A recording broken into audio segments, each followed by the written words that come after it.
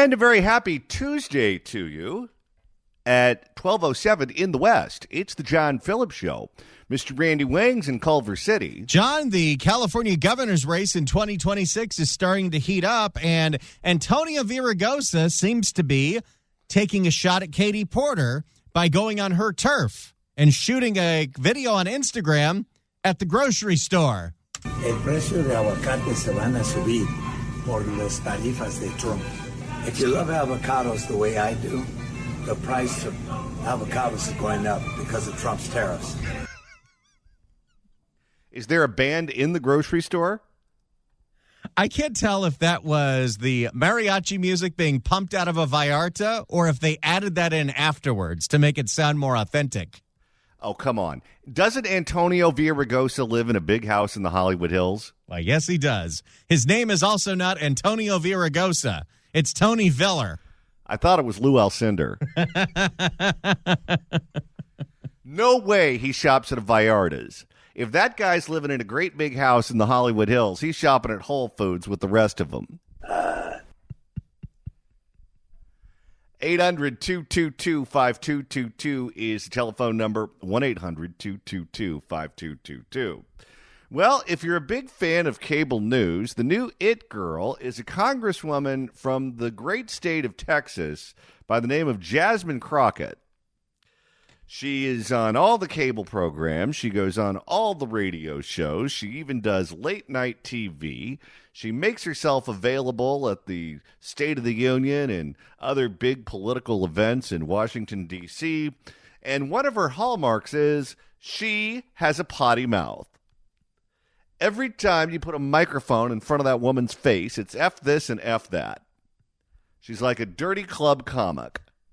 That is her calling card. What's interesting is she's not the only one. The rest of them are starting to swear right and left too, including our very own governor, Gavin Newsom, whose mouth is so filthy on his podcast, Randy has to listen to it ahead of time and go through it with the bleep button, because if he misses one of them, we get called into a meeting. And that's a up system.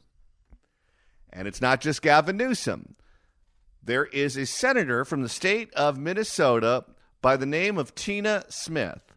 She runs on the platform of being Minnesota nice. However, Minnesota nice now sounds like Andrew Dice Clay, because every time she opens up her mouth, it's expletive this and expletive that.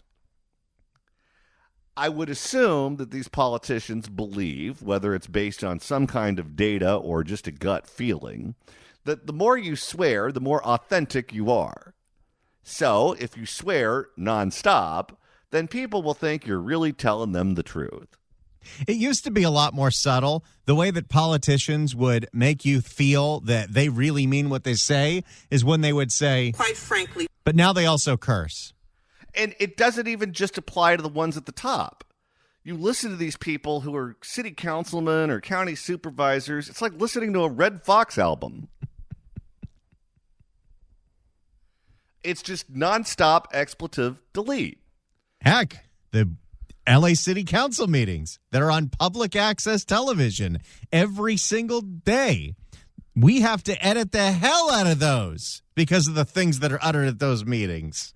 Those meetings are now so filthy, they actually voted on whether or not they should outlaw the N-word and the C-word. And I'm not talking about cancer. And that's on Channel 35. So anyone with a television in Los Angeles that turns it on to Channel 35, well, you're in for quite a treat. And if you're an elementary school class that's going into LA City Hall on a field trip, you're in for quite an education. So there's a lot of bleeping going on. Oh, yes, there is. Those kids will come back home with quite a new vocabulary. But here's what's crazy. They can do it and get away with it. And that's fine. All of these politicians, they're accountable to the voters. If the voters don't like the language they're using and want them to speak the Queen's English, that's fine. They can insist that that's how their politicians communicate with them.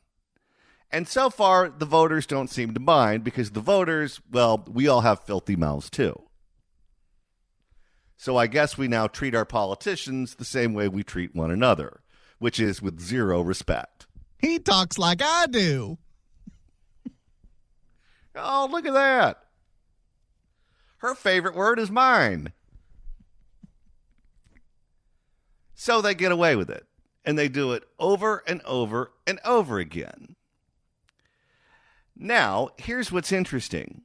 Well, they can do it and get away with it. If we played the clip of them saying the bad word on this radio program, guess who gets fined? Yours truly. And Randy, and the radio station, and Cubulus, our parent company. Because we're not allowed to do that. Now, our job is to cover politicians. Whether the politicians be in Congress, governor, the local level, we cover public meetings as you listen to on a daily basis on this program, whether it is a city council meeting or something going on at the Board of Supervisors, that sort of thing. And across the board, all of these people are totally filthy. Especially Gavin lately. I deeply respect that. I can't stand the bull as well. But if we miss one of those, we get in trouble. You see, here's how it works. Every time Jasmine Crockett says the F word, they put a bar of soap in my mouth. Works out pretty nice for her, doesn't it? Not for me, though. And the reason that these rules are in effect is because they don't want to corrupt the children. Because the theory is, if you expose children to this kind of filthy language, the children will start to repeat it themselves. In fact, I have the quote from the FCC's website. Here is what the FCC says about profanity. Quote, broadcasting obscene content is prohibited by law at all times of the day. Indecent and profane content are prohibited on broadcast TV and radio between 6 a.m. and 10 p.m. when there is a reasonable risk that children may be in the audience, end quote. Now, the irony here is that I don't believe that children under the age of 18 are paying attention to content about local government. Most likely not. Your average 6-year-old doesn't know who Katie Porter is. What a bunch of bull. No, they don't. But they're looking at TikTok day and night. And Randy, what's the language like over there? Well, Katie Porter's on TikTok. What a bunch of bull. Thankfully, I don't think they're watching that either. But everyone else is just as nasty as her. The internet is on everybody's phone. Every kid has access to it, and there is no protections for any of the inappropriate things that you can find on there, and it's real easy to find it. I don't even think, and maybe this is an assumption, but for those of you with kids, maybe you can answer this question for me. I don't even think that young kids, and by young kids I mean anyone under the age of 18, knows the difference between broadcast television and cable television. It's just another number on a box, isn't it? It's all the same. Now it's all on streaming. So again, it's all on the internet. So there was a time when there was a big difference between channels 2 and 3 and 4. I guess we don't have 3, but 2, 4, 5, 7, 9, 11, and 13, and what you would see on cable, TBS, USA Network, MTV, those sorts of places. But now the lines are blurred and no one can tell the difference. Yet cable channels are not governed by the FCC, but broadcast still is, and that includes radio. So, when a politician says a bad word, we have to clean it up for your consumption because that's what the rules state. So the question becomes, is it time to update the rules?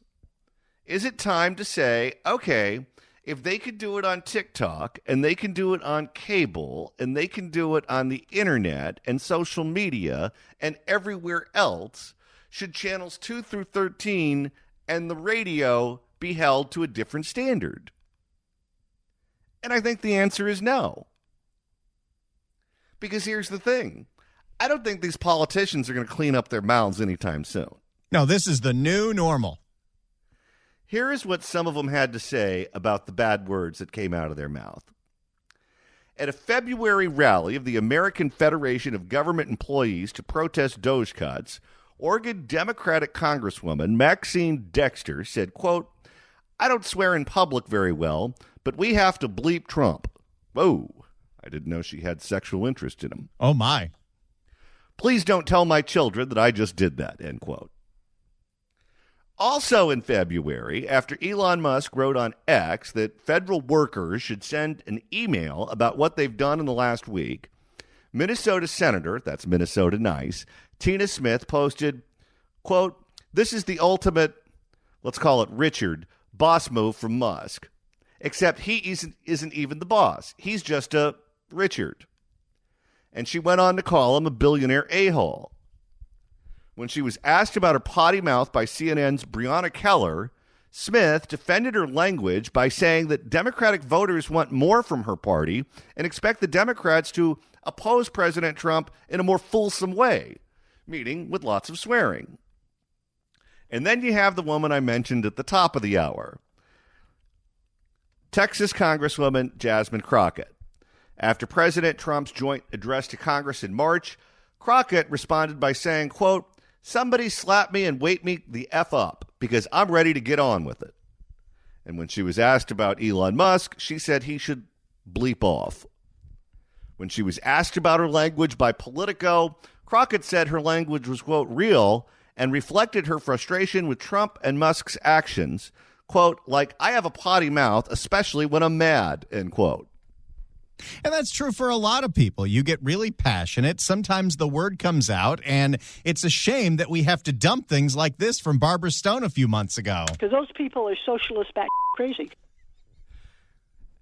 She speaks the Queen's English, and even she swears on occasion. So did Tom McClintock. This state has gone bat crazy. And didn't Larry Elder do it too? Oh, yeah. Where is that one? This is when Larry was running for governor. Well, John, as I've told you before, unless Joe Biden can can screw up a mirror. Larry! Larry! And Larry should have known better because he's a broadcast professional. So, as you can see, no one's going to clean up their language anytime soon. They should hear us during the commercial breaks. Oh, it's like a loading dock. So here's the question. Is it time to dump the FCC rules prohibiting broadcast television and radio from using profanity, particularly when you're talking about playing clips from public individuals like politicians or from public meetings like the LA City Council meetings? What say you at 800-222-5222? 1-800-222-5222. Is it time for the FCC to ditch all of their regulations regarding decency for broadcast?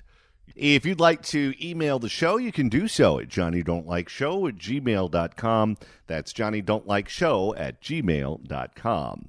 And Randy, you're monitoring the mailbag. Will writes in at johnnydon'tlikeshow@gmail.com and says, it's really unfair that most of your listeners' best emails never get heard, but losers like Gavin Newsom and that worthless fake news foul-mouthed morons like Jasmine Crockett never get told to shut the bleep up.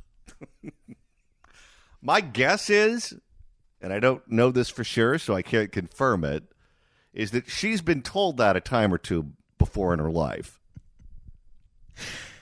One of the things that I like about having these standards is it does prevent me from reading some really unbelievably offensive emails that come in the mailbag. Oh, well, that's one of the arguments against it. If they allowed us to swear, I don't think we'd ever say anything else. And Randy, if you missed yesterday's episode and you want to go back and find out what you missed out on, that's easy to do. All you got to do is search for The John Phillips Show wherever you get your podcast, whether that's the Apple Podcast app, iHeart, Spotify. Search for The John Phillips Show. Hit subscribe. You can download all the episodes. You can listen to episodes that happen to be pro-Superman. Who else do we go call Superman? Or you can listen to episodes that seem to be anti-Superman. Struck me like Superman punch right inside my face. All right, if you want to weigh in, 800-222-5222 is telephone number. Let's go to Vince in Orange. Vince, hello. Hi there. Thanks for taking the call. Hope you guys are having a good day. So I really think this should not be a race to the bottom. I believe the politicians need to hold themselves a little more accountable and professional. And so every time they use a swear word, they should be charged $1,000. If they don't pay it within a certain period of time, I don't know, a week or two, 20% fee on top of that. And if they don't pay it within a month or so, they can't get on public air until they've paid that fine and cleaned their act up. We got to hold ourselves we got to be a little more professional as a country. I don't think we should be allowed to curse and just be so vulgar all the time. It's cool, if you're friends and stuff, but if you're a professional, quote unquote, like Jasmine Crockett, she's a professional. She should really clean her act up if she can, but I don't think she has enough soap. Well, I could tell you this. If they had to put $1,000 in a jar every time they said a bad word, we'd solve the national debt. Exactly. Thank you so much for the call. Gentlemen. Appreciate always your comments and the show. Thank you for calling in. It's the National Swear Jar, everybody. Richard writes in at johnnydon'tlikeshow@gmail.com. I hope they keep the standards in place. I'm not a prude, but I'm tired of the way our society has become so vulgar and crude. Hey, that rhymed. Yeah, everything is really becoming that much more coarse, isn't it? And Gavin Newsom in particular, because he's doing it on purpose. And that's a up system. Where he never used to swear, and all of a sudden it's the only thing that comes out of his mouth. Maybe Marshawn was a bad influence on him last year. Hagenberger. I don't know about you, Randy, but I take personal offense to Gavin Newsom's language because it's white trash like him that gives white trash like us a bad name. Let's go to Eric in Sonoma. Eric, hello. Hey, John, thanks for taking my phone call. Hope you had a great vacation. Randy held it down while you were gone, and he did a great job. The check's in the mail, Eric. Absolutely. I'll have it sent out in a couple days. I was going to make a comment. There was a study that was done a few years ago that said that people that cursed more often were considered smart. Maybe people like Jasmine Crockett and Gavin Newsom finally got word of that study and are trying to rebrand themselves, given how stupid they are. Well, I could tell you this. If cursing is an indication of intelligence, there is a schizophrenic homeless guy at the gas station I use all the time who's got to be a genius. Oh, I can only imagine. I see them all the time.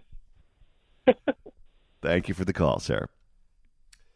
All right. Yesterday, we told you about all the homeless people living in the tunnels underneath the hotels and casinos in Las Vegas. Almost 1,500 people living in tunnels. Some of them have been there for 12 to 15 years. And it wasn't the high cost of housing that put them there. They have a beef with the sun. But Las Vegas is also making the news, not just for the tunnel people, but because of bed bugs.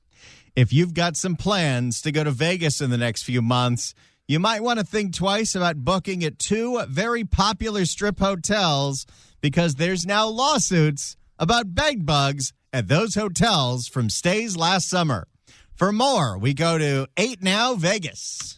The hotel operator has a responsibility to make sure that that room is bed bug free. Two Las Vegas strip hotels facing lawsuits after guests were reportedly bitten by bed bugs.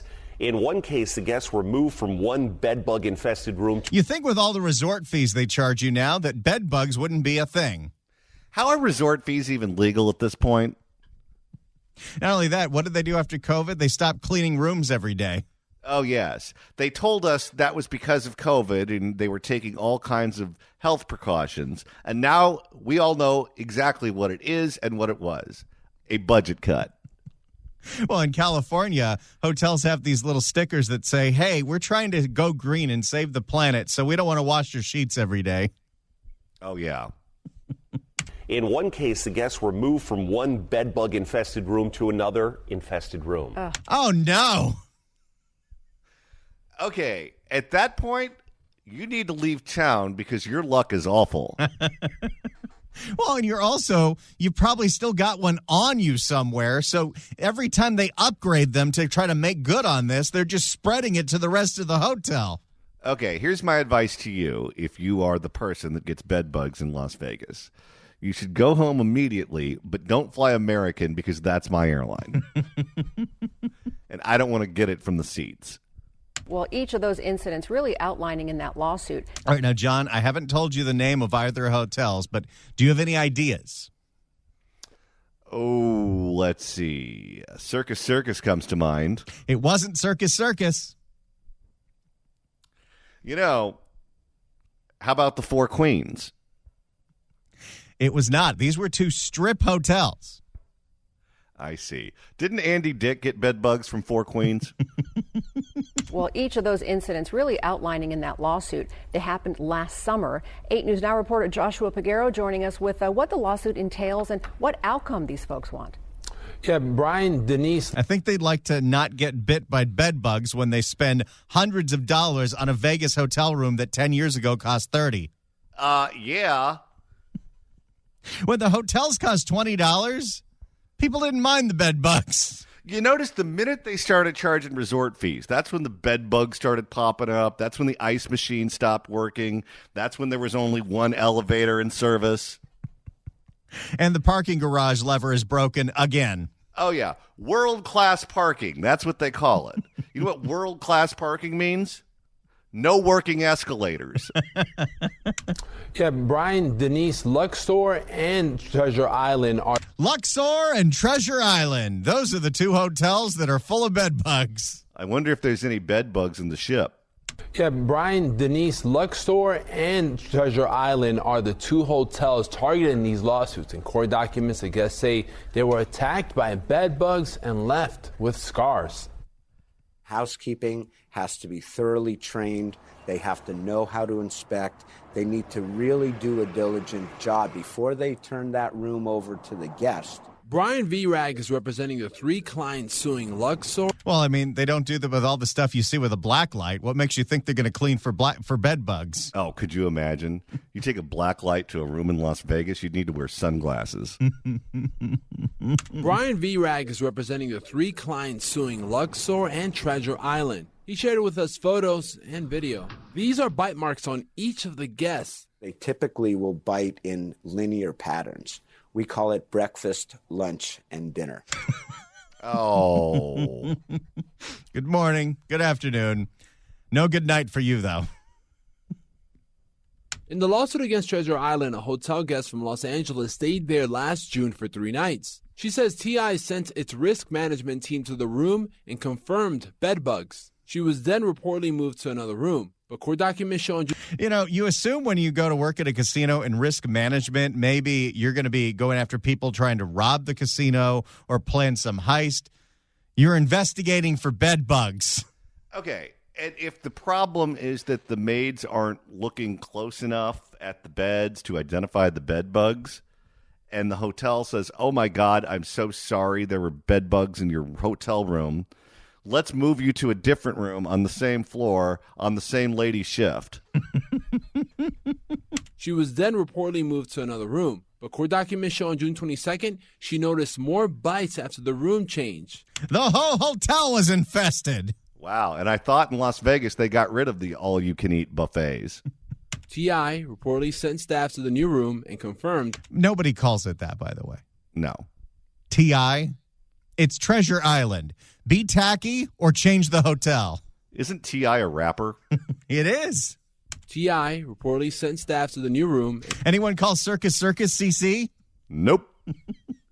T.I. reportedly sent staff to the new room and confirmed bed bugs. It's on the hotel to make sure that they are not creating a dangerous condition. Luxor faces 2 lawsuits. One incident happened last June and the other in July. In the June case, the hotel guest says Luxor sent staff and an EMT to the room after the guest had a reaction and felt like her throat was closing. Whoa! That is quite a reaction to a bedbug bite. That pyramid is cursed. An ambulance reportedly took her to the hospital where she was seen in the parking lot due to the bed bugs. Doctors gave her narcotics. The lawsuit says... That's some strong bed bug bites. Are they super bed bugs or something? What kind of narcotics are you getting for bed bugs that somehow closed up your throat? Doctors gave her narcotics. The lawsuit says she had to pay an Uber back to the hotel, and Luxor provided a refund for the resort fee. It doesn't... Just the resort fee? Wait, they didn't comp the room? If you play 10 hands of video poker, they'll comp the room. I don't know when it changed, but it used to be that the hotel rooms themselves were a loss leader. Anything we can do to get you to Vegas, and then we make all our money because you gamble it all away and you buy all the fancy drinks and the food and the clubs. And now it seems they're trying to nickel and dime you every step that you go just to get into one of these hotels. Well, you see, Randy, that was back when the mob used to own Las Vegas, and they were a lot more family-friendly than the corporations. It doesn't matter if you're paying $60 a night for a room or $600 a night for a room. The obligation on the hotel operator is the same. You have to keep the guests safe. So there you go. T.I. and Luxor getting sued for bed bugs. Now, here's the thing about bed bugs, though. It doesn't matter if the hotel is high-end or low-end. Bed bugs can go anywhere. In fact, I'll tell you a story. Oh, boy. Even though I'm probably not supposed to. But I know a place that had bed bugs, and they really didn't want anyone finding out about it. But it was a long time ago, and the people who were in charge are no longer there. So I can tell the story. You know, way back when I used to work for CNN, correct? Oh, yeah. Okay. So whenever something bad would happen, they would rarely put out a memo. It was always some information that was passed by word of mouth, usually from the makeup women. They were the ones that passed on the information from person to person. And one of the makeup women told me that they had bed bugs in the green room and they didn't want anyone to know about it, and they tried to clean it up and get rid of it overnight when no one was there. From that point forward, whenever I was in the green room, I would always stand. I would never sit down on the chairs, the couches, every place where you could take a load off. And people around me would always say, "What, are you nervous? You've been doing this a long time. Why are you standing? Why are you pacing? Why aren't you sitting in this big comfy chair?"